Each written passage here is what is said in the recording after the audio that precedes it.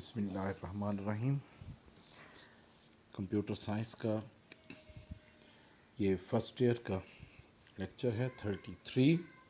इसमें हमने डिफरेंट जो कंपोनेंट्स हैं नेटवर्क के, जो डिफरेंट डिवाइसेस हैं, उनको हमने डिस्कस करना है। उनमें से 3 डिवाइसेस को हम प्रीवियस लेक्चर में भी डिस्कस कर चुके हैं कि जिसमें राउटर, गेटवे और ब्रिज था। ये 3 हम डिवाइसेस को पहले हम डिस्कस कर चुके हैं, फर्दर हम उसको देखेंगे।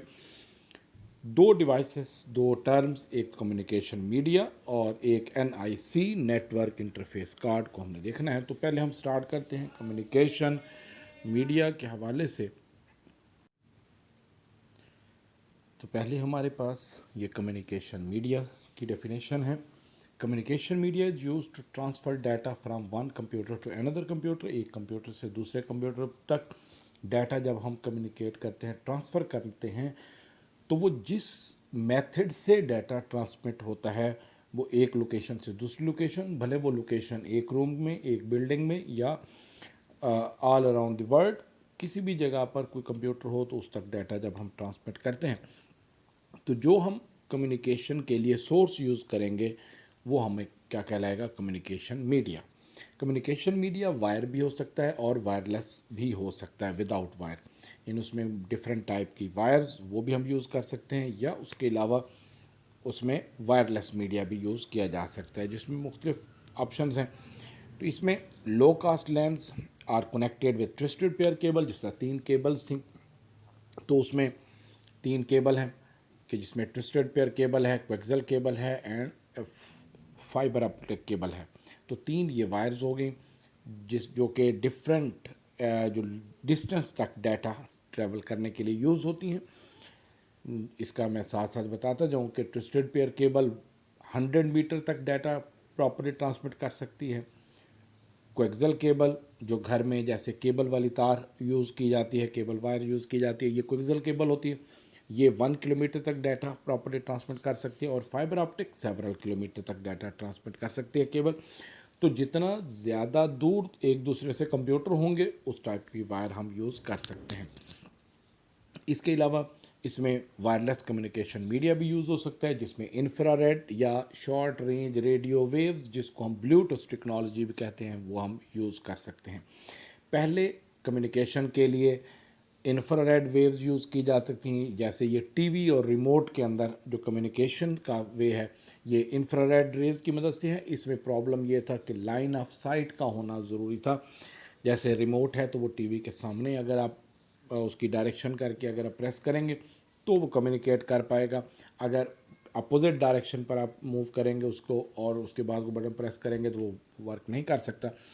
तो इंफ्रारेड पहले यूज़ की जाती थी कि जिसमें दोनों डिवाइसेस आमने सामने रखकर उसको कम्युनिकेट कराया जा सकता था, लेकिन बाद में ये ब्लूटूथ टेक्नोलॉजी या जिसको शॉर्ट रेंज रेडियो वेव्स, इसमें ज़रूरी नहीं है कि वो दोनों डिवाइसेस आमने सामने हों। एक ख़ास रेंज है 30 फीट की या उससे से ज़्यादा की ये रेंज होती है कि जिसमें अगर 2 डिवाइस मौजूद हैं तो वो आपस में कम्युनिकेट कर सकती हैं। तो ये हमारे पास यूज़ की जा सकते हैं। It is use infrared or radio waves to connect computers. Wireless networks are easy to set up and maintain. However, they have low transmission rate and limited distance. इसमें ट्रांसमिशन रेट कम होता है, यानी distance, इसमें speed कम होती है data communication की। Wireless में wire के अंदर स्पीड खासी होती है, इसमें ज़रा कम होती है। लेकिन बाज़ जगह पर जहाँ पर अब बार बार आपने कंप्यूटर का जो सेटअप है वो चेंज करना है, कभी कंप्यूटर एक रूम में है, कभी दूसरे रूम में है, कभी उसको किसी जगह पर है, सुबह आपने उठा कर एक बार, जैसे हमारे पास सिंपली अगर हम एग्जांपल लें तो लैपटॉप कंप्यूटर होता है। जो लैपटॉप है तो लैपटॉप आप एक ही जगह पर बैठकर यूज़ नहीं करते मुस्तकिल, कहीं भी आप बैठे हैं तो लैपटॉप साथ लेके बैठे, तो आप उसके अगर आप कम्युनिकेशन के लिए यूज़ करते हैं तो उसके साथ वायरलेस कनेक्शन का ही होना ज़रूरी है, क्योंकि वायर आप हर जगह पर साथ मूव नहीं कर पाते। तो उसमें जहाँ पर कंप्यूटर की लोकेशन जो फिक्स होती है, जैसे डेस्कटॉप कंप्यूटर है तो आप एक ही टेबल पर एक ही जगह पर यूज़ करते हैं, तो वो वायर नेटवर्क हो सकता है। तो इसमें कम्युनिकेशन डिवाइसेस के दरमियान में ये मुख्तलिफ मेथड से हम डाटा कम्युनिकेट कर सकते हैं। तो इसे हम क्या कहते हैं? कम्युनिकेशन मीडिया, कि वो सोर्स जिससे डाटा कम्युनिकेट हो सके। वो डिवाइस जिससे डाटा कम्युनिकेट होता है, उस डिवाइस को, उस कंपोनेंट को, जो कंप्यूटर के अंदर बिल्ट इन भी हो सकते हैं और नॉन बिल्ट इन भी अवेलेबल होते हैं।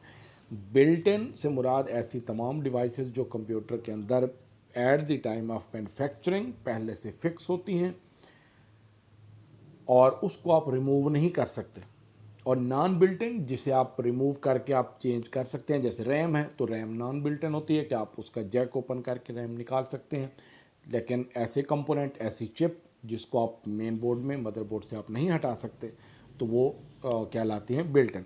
तो ये नेटवर्क इंटरफेस कार्ड, जिसको लैन कार्ड भी कहा जाता है, ईथरनेट कार्ड भी कहा जाता है, ठीक, इसकी शेप आप देख रहे हैं कि उसमें वायरलेस भी है। जैसे राइट साइड पर इमेज है, दो एंटीना इसके साथ लगे होते हैं, एक एंटीने वाला भी हो सकता है, दो वाला भी हो सकता है।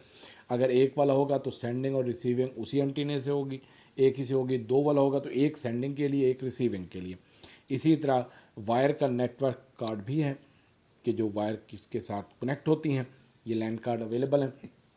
तो इसमें ये लैन कार्ड, इसका पर्पज़ ये होता है कि इसको कंप्यूटर के अंदर पहले से अगर बिल्ट इन है, तो जैसे आप विंडो या ऑपरेटिंग इंस्टॉल करते हैं उसके बाद या तो ऑटो इंस्टॉल हो जाता है या आपको खुद इंस्टॉल करना पड़ेगा।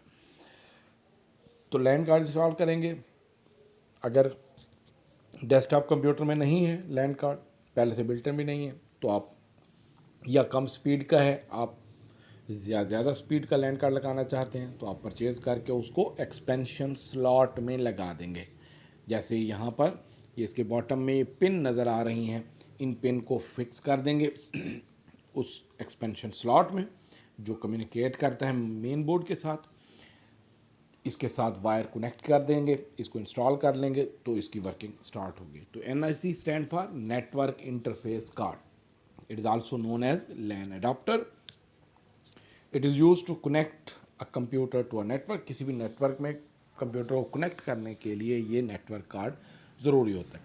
अच्छा, इसमें जैसे लेफ़्ट साइड पर ये नेटवर्क कार्ड है, तो इसकी ये ब्लैक कलर की जो पोर्ट है आप देख रहे होंगे जहाँ से वायर कनेक्ट करते हैं, तो इसमें ये ट्विस्टेड पेयर केबल को कनेक्ट करने के लिए ये पोर्ट बनाई गई है। अगर आप कोएक्सियल केबल यूज़ करते हैं तो उसके लिए लैन कार्ड अलग से अवेलेबल होते हैं जिसमें कोएक्सियल केबल के कनेक्ट करने की प्लेस भी बनी होती है। तो इसी तरह now days most computer systems have a network card built into the motherboard. आजकल नए सिस्टम में ये कार्ड पहले से बिल्ट इन भी आ रहे होते हैं। Each computer network must have a network card, एक उसमें नेटवर्क कार्ड होना चाहिए। Different types of network cards are available. Wireless network card have an antenna that send and receive data. उसमें एंटीना हो सकता है जो सेंड और रिसीव करता है डाटा को।